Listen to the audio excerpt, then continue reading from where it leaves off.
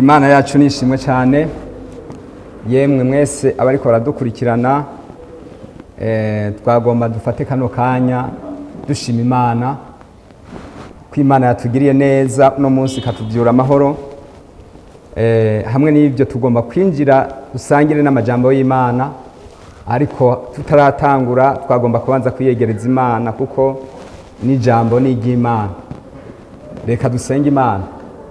Mana Data wa twese uri mu ijuru, turaciye bugufi imbere zawe, tugushimira ubuntu n'imbabazi watugiriye muri kino gitondo, tukavyuka amahoro. None tukaba turi hano muri kano kanya, Mwami Yesu Kristo, kugira ngo duheshe icubahiro izina ryawe, tugushimira ibyo wadukoreye, tukwereka n'ijambo tugiye kuvuga, kugira ngo bariko baradukurikirana bose kw'isi yose aho bari hose nabo ribagirira ikimazi. Mana turagushimiye, reka rigendagende rigira ububasha nk'uko ryabugize muri Efeso aho abantu bahindukirira Imana. Mana turagushimiye, bana natwe muri rino jambo, dusenge n'abamenyesha amakuru turi kumwe, nabo nyene bashoboze ibintu byose bize kugenda neza. Icubahiro kibi cawe ubu niyo bitazoshira mu izina rya Yesu Kristo, amen.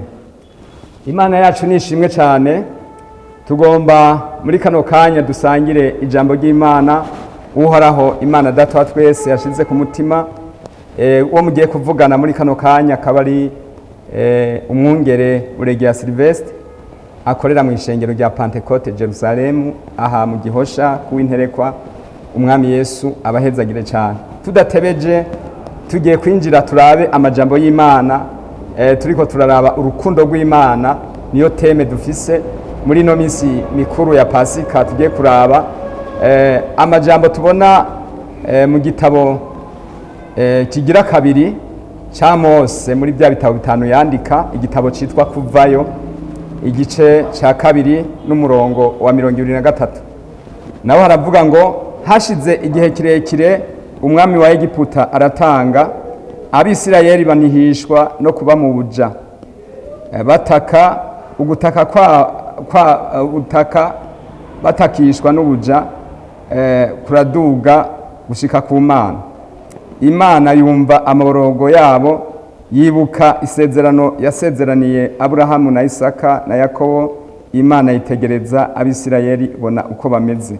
Ndasubiramwo, haravuga ngo, hashize igihe kirekire umwami wa Egiputa aratanga, Abisirayeli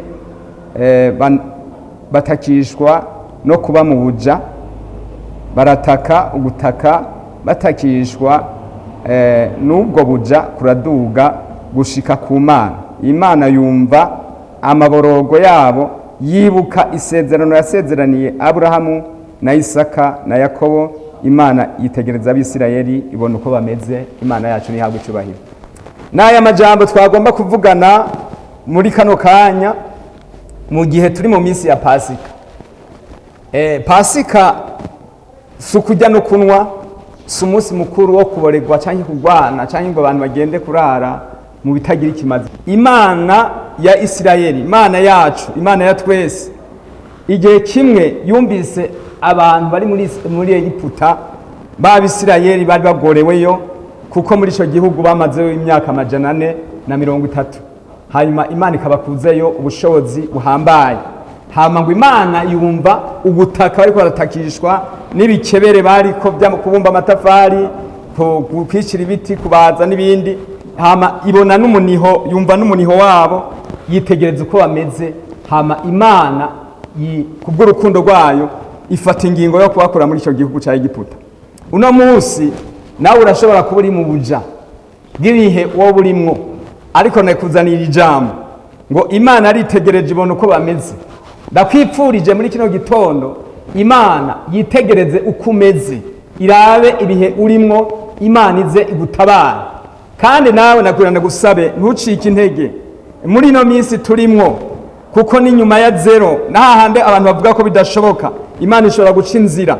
Nico gituma nagenda kubarire nshuti mwene data, reka kwihebura. Iyakoze biriya bihe igakura abantu bari bamaze imyaka mu gihugu ca Egiputa mu buja, ikabakurayo, ikabakuzayo ubushobozi buhambaye n'ivyago 10. Nawe irashobora kugutabara ikagukura mu bwo buja urimwo. Ushobora kuba uri mu buja bw'ingwara, ushobora kuba uri mu buja bw'ubukene, ushobora kuba uri mu buja bw'ibibazo bitandukanye, ushobora kuba uri upfunzwe uri mu gasho kandi ugasanga upfunzwe n'akarenganyo nabiko birashoboka. Ariko ibyo byose n'urugendo, umwana w'umuntu wese arafise urugendo agira, kandi urwo rugendo rutanguye urashobora kurumara rukagenda neza, uvyifashemwe naho ugasanga ruheze nabi. Ariko nagenda kwipfurize mwene data, Imana yo mwijuru yitegereze ibyo bihe urimwo, hanyuma igukure muri ubwo buja. Niryo jambo uno munsi ndakuzaniye. Bibiliya hano yatubariye gutya ku murongo wa 24 hariya mu gice ca kabiri cyo igitabo cyo kuvayo, ngo Imana yumva amaborogo yabo, yibuka isezerano yasezeraniye Aburahamu na Isaka na Yakobo, ibona Abisirayeli ko bameze. Imana muri kino gitondo yibuka isezerano, kuko umuntu wese ari hano kuko ivyiyumviro vy'Imana nta muntu n'umwe Imana yanga, twese iradukunda, twese tugirira neza. Yibuka isezerano yagusezeraniye muri kino gitondo, hanyuma nawe gutabare igukure muri ivyo bihe, nawe uzuhimbaze Pasika ufise amahoro mu mutima. Cyane cyane nawe nagira gusabe urabe mu bihe uri kuracamwo uko ugenda, kuko Imana irahimbagwa n'umutima utunganye. Naho uri mu bibazo ufise umutima utunganye, Imana ntiyobora kubigukuramwo. Ibibazo canke ibihe bibi n'urugendo umuntu acamwo, ariko urwo rugendo ruragira igihe rugahera, nawe Imana ikakugirira neza. Abisirayeli baragowe, barakubiswe, baragiwe nabi, ariko Imana yitegereje ingene bameze mu gihe kirekire bagorewe muri cya gihugu, Imana igenda kubakurayo. Nawe muri kino gitondo nkakwifuriza yuko Imana yo kwibuka isezerano yagusezeraniye, hama ikagukura muri ivyo bibazo. Ndi jambo nakuzaniye muri kino gitondo mwene data, uhumure mu mutima ngo Imana yitegereje uko bameze, ibona n'amarira barimwo, ibona yuko bamaze igihe kirekire. Imana ihagurutsa umukozi wayo Mose, aragenda imutumye, hanyuma ashitseyo Imana iramukoresha ibihambaye. Ubu bwoko bwa Isirayeli Imana irabukurayo, ibukuje ububasha bwayo buhambaye. Nawe uwo munsi ishobora kugukura muri ivyo bihe, igakuzayo ububasha bwayo buhambaye. Niryo jambo ndakuzaniye iyi minsi mikuru ya Pasika. Ndakwatura koko Imana yo kwibuka ikakugirira neza, nawe ukaguha umunezero, ukava muri izo ngwara, ukava muri ivyo bihe, ukava muri ivyo bihe byo kwamurushe umerewe nabi.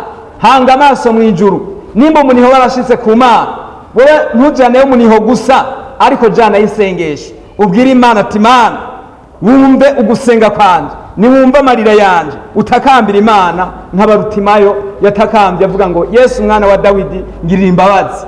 Kandi Yesu ngo yumva ariko arahamagara, abwira abantu ati nimumuhamagare. Haleluya! Nawe ndakwipfurije ko muri kino gitondo Imana yo kwibuka ikagukura muri ivyo bibazo. Aho uri hose Imana irakubona. Imana ukuboko kwayo si kugufi ngo kunanirwe no kugukiza, kandi n'ugutwi kwawe ntikwapfuye. Isi yose turayitakambira, Imana ikakumva. Niri jambo ndagutekereye ryo muri kino gitondo, kugira ngo Imana nawe igukure mu ubwo buja, Imana igukure muri ivyo bibazo. Witegereze mu bihe urimwo ko atacupfa n'Imana, hanyuma ureke Imana ikore. Haleluya! Ureke Imana ikore muri kino gitondo, ureke Imana ikugirire neza, ureke Imana ikwiyumvireko, kuko birashoboka. Nta kinanira Imana, naho ivyo bintu bya byaraboze bigeze ahantu habi, Imana yashobora kubizura bigasubira bikaba bizima. Haleluya! Twifatanye mu munezero, nawe uzohimbaze muri no minsi mikuru Imana yakwibutse, kandi birashoboka ku Mana, kuko byose birashoboka. N'aya majambo y'Imana mwene data nshuti mukundwa ndakuzaniye muri kino gitondo, ndakwipfuriza ko Imana yagutabara, Imana ikakugirira neza. Nkabwira n'uyu muntu ari mu isi yidibamiye, umenga nta kibazo afise, ibuka Yesu yakubambiwe. Niwe tugiye kwibuka muri no minsi ya Pasika. Ibuka Yesu yagucunguye, ibuka Yesu yashesha amaraso ku bwawe. Ureke kumubabaza umusubiza ku musaraba. Nawe utarakira Yesu nk'umwami n'umukiza, ufata ingingo yo kuva mu byaha, nk'uko Abisirayeli bavuye muri Egiputa. Mu bihe byiza nawe wakire Yesu nk'umwami n'umukiza w'ubugingo bwawe, mu bugingo bwawe buhinduke. Urashobora kuba umaze iminsi wiyumvira ibintu bibi. Hari abantu bamerewe nabi gushika ku rwego bagera naho bavuga ko bo kwiyahura, ariko nakuba ngo gezaho aho warugejeje, kuko Imana yabonye amarira wawe, yabonye uko umerewe. Imana igomba kugutabara, Imana igomba kugukura muri ivyo bihe, ikugirire neza, iguhezagire, yisubire kugaruka ku Mana. We wasubiye inyuma, we waguye kubera ko ibibazo byabaye byinshi ukaremerwa nubu ugashaka kubyikorera, ariko bikorere Yesu yabambwe, nawe uno munsi akugirire neza, agutabare, akubohore, hanyuma nawe uzuhimbaze umunsi mukuru ufise amahoro mu mutima, atanicaho ufise kikwagiriza imbere y'Imana. Wibuke ipasika ko ari ukujabuka, pasika no kurengana, pasika no kuva mu buja, pasika ni igihe Imana yiyumvira ku muntu ikamugira neza, ikamwambika impuzu zari zamuvuyeko. Nawe umunsi Imana ikugirire neza, ikwambike mu buryo bw'impwemu mu mutima, yongere ikwambike no mu buryo bw'umubiri. Wowe uri mu bibazo, wowe umerewe nabi, igukiza izo ngwara. N'aya majambo y'Imana, Imana yashimye ko tuganira umunsi, abayumvise mwese ibahezagire cyane. Nagomba ndagusengera inshuti mukunda aho uri hose, kugira ngo Imana ikwibuke, Imana ikugirire neza, Imana igutabare, Imana ikubohore, Imana igukure muri izo ngoyi z'umugwanizi, hanyuma Imana igushire mu bihe byiza. Abumvise amajambo ariko aradukurikirana mwese, Imana ibahezagire cyane. Reka turangize dusenga Imana. Mana Data wa twese uri mu ijuru, ndasengeye umuntu ari mu bihe bigoye, atabona ejo hiwe, atabona kazoza, yamaze kwiheba. Abo umuntu wa Mwami umugirire neza mu izina rya Yesu Kristo. Uko wumvise amarira y'Abisirayeli, ukumva gutaka batakishwa n'ubuja, babahindagiza bakoresha ibikebere, Mwami aba ariko wibuka umuntu ariko araca mu bihe bigoye, ibihe by'ingwara, ibihe by'ubukene, kubura icariho inzu n'ibihe ibyo byose Mana bimukuremwo. Ndagushima ko wamubikora, n'ubu uracabikora, n'ubu bikore, wigaragaze, icubahiro kibi cawe Mana. Turasengera abo bantu bose, abagwayi bari ku musego, abapfunzwe, abantu bose bari ahantu habi, Mana ubibuke muri kino gihe turimwo, ubagenderere nabo bagirire neza. Ndagushimiye Mana ko inyuma yaha tuzokumva intahe zabo wabohoye, zabo wagiriye neza. Icubahiro kibi cawe ubu niho bitazoshira, mu izina rya Yesu Kristo umwami n'umukiza wacu, amen.